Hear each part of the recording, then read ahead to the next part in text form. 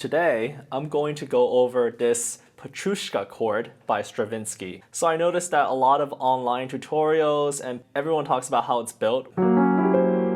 F sharp major chord on the left hand, a C major chord in the treble, right? So I feel like a lot of people talk about it and how it's built, but no one really talks about how it's used.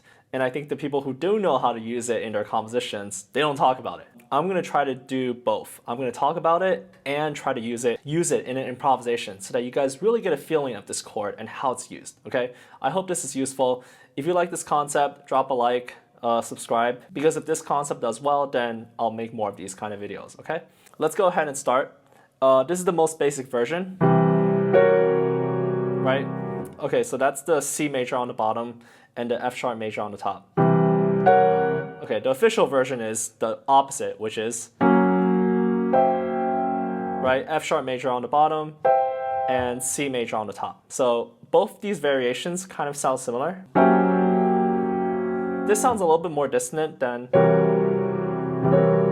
well, it's probably because they're further apart. So the further apart you go in terms of the notes, right, the more it's going to sound a little bit better. It's not going to be as dissonant. Whereas if they're close together, that's really dissonant. That's really dissonant. Okay, so I think C major on the bottom has a more ethereal quality to it, whereas F sharp major on the bottom sounds a little bit more gritty.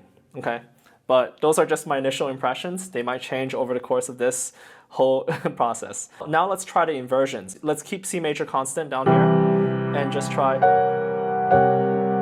right? This is the first inversion of the F sharp major chord, right? And then, so that actually sounds really, it sounds really whole tone because, right, that's basically what it is.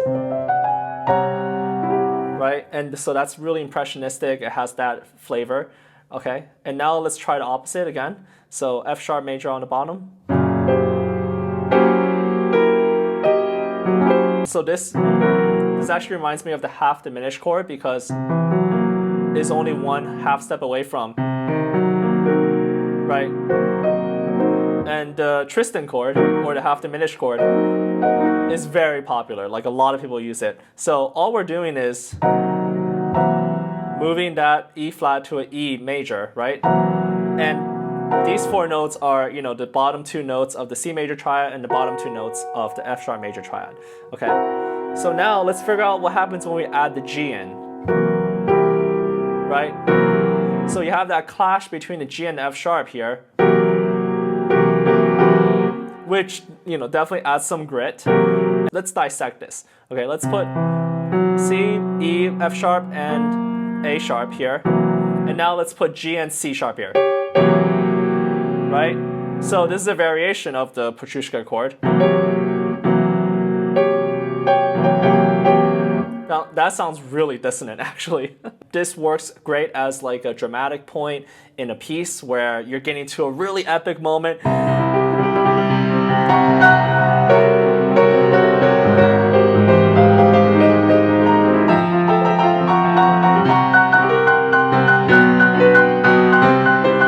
Right? You have that possibility, okay? So I think this chord is, that's why we hear it a lot in Stravinsky's work. Let's kind of play around with this. So first of all, let's try out the minor variation, right? So this is actually two major chords on top of each other, and it's so dissonant that it doesn't sound like two major chords. But if we actually made it the minor versions of each chord, C minor and F sharp minor,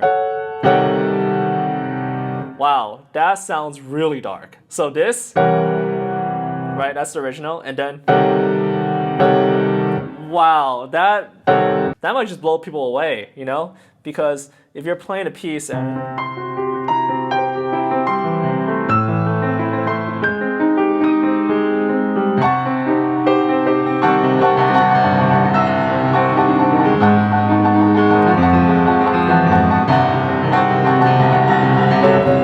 right, you have that really dramatic tension that really hits you in the face.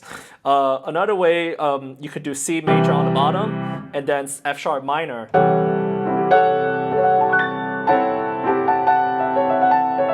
So that sounds a little bit more ethereal, right? As opposed to, well, they both sound ethereal if you play them like this. But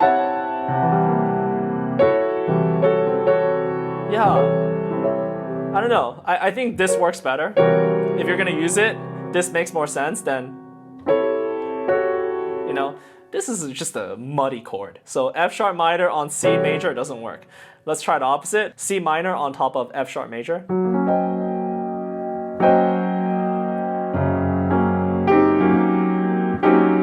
Yeah, so I think this this variation doing, you know, one minor, one major doesn't really work. So either you want to go both major or both minor, right? That works really well. It's so powerful, so bitter, so full of passion. And then of course the normal one,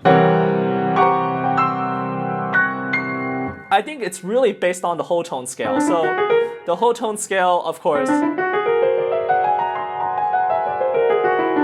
right, is so used in, you know, a lot of these impressionistic style, modern type of music. So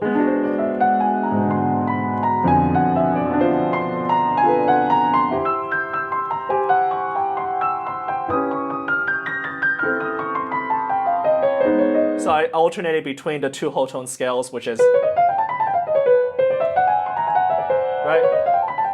So I think that's what Stravinsky was playing around with, right? Is this concept of, because when you go the first three notes of the whole tone scale, and then you go to the fourth note, you're immediately outside of the key of C. That's the first note that's outside. It's a tritone, and that's what Stravinsky was trying to do, is to clash these two harmonies together. That creates a really dissonant and tense vibe. But they still make sense together, right? Because I always call the tritone the evil enemy of the tonic, you know? But it's almost like the shadow version. It's not, they're not enemies. They actually just don't know that the other exists. It's like a dimensional thing. They're just in different dimensions. So let's actually try out a couple more keys with this same combination. So the way to build it is to, major triad on the bottom, right? And then you find the tritone, which is the G sharp of D, right? So then you go, so you can do that ad infinitum. So when you go to E, then you have B flat. And actually, I really like the way this sounds, right? As opposed to this, right? This is, because of the higher, this is even more magical than, right, than this. This.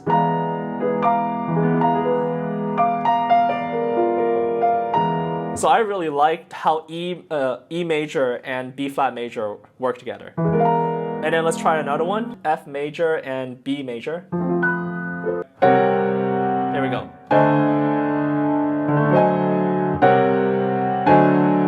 Then,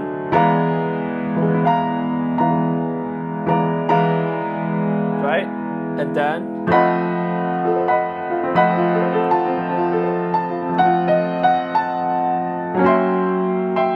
oh, here we go back. Wow, it's symmetrical, right? Because you go back down. So there's actually only 1, 2, 3, 4, 5, 6. There's actually only 6 variations of this chord, because once you go to here, you're back to the inverse of the original. So that's actually really cool. That means that there's only 6 variations of the Petrushka chord. Basically, let's do them right now. Right? Yeah? And then? And then?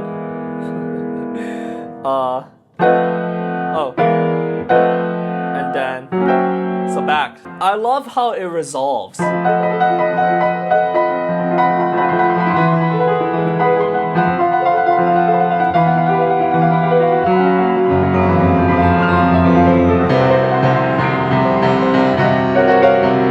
Right? I love how how it resolves, it's just got that really triumphant quality that you know that some shit's going down. Okay, so so let's go ahead and improvise a little bit. I'm not going to talk, and I'm going to try to figure out some parts that sound really good. Okay, let's see how it works.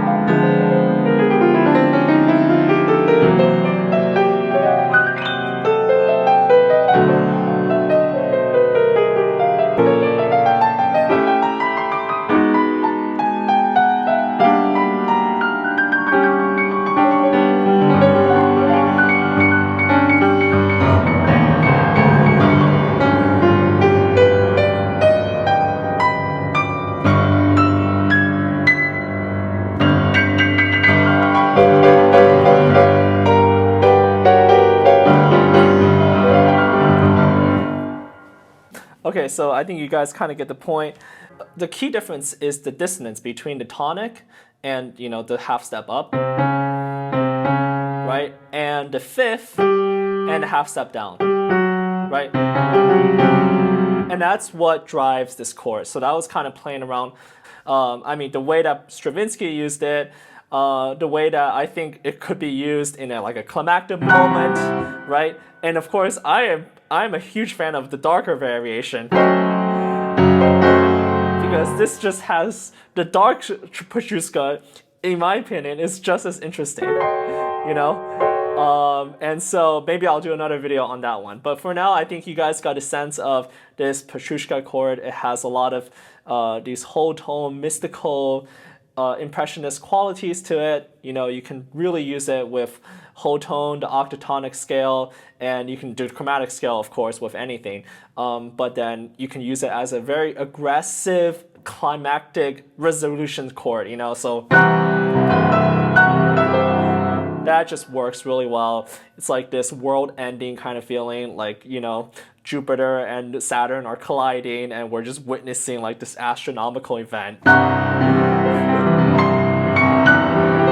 So yeah, if you guys enjoyed it, let me know in the comments what chord or scale or music theory concept that you want me to explore next. Okay.